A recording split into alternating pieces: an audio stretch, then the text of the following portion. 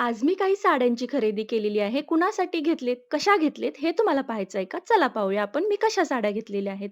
तर ही पहिली आहे सेमी पैठणीमध्ये सेल्फ कलर डिझाइन आहे. कॉपरमध्ये काठांची आणि पदराची डिझाइन आहे. ही साडी अंगावरती टाकल्यानंतर अशी काही दिसते. त्यानंतर ही आहे गडवालमध्ये मस्टर्ड कलर आहे आणि काठाचा आणि पदराचा कलर ग्रीनमध्ये आहे. ती अंगावरती टाकली की अशी काही दिसते. ही साडी घेण्याची माझी खूप दिवसांपासून इच्छा होती, पण मी शेवटी फायनली आज ती मला घ्यायला झालं.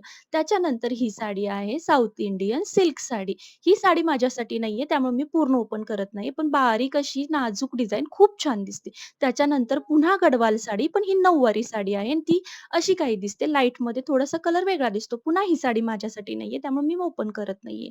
ही साडी राजस्थानी पॅटर्नमध्ये काठांचा कलर असा काही आहे, तो इतका छान दिसतो ना आणि त्यानंतर साडी ओपन केली, की हे पूर्ण हँडवर्क आहे. ही साडी अंगावरती टाकल्यानंतर खूप वेगळी दिसते आणि खूप छान दिसते.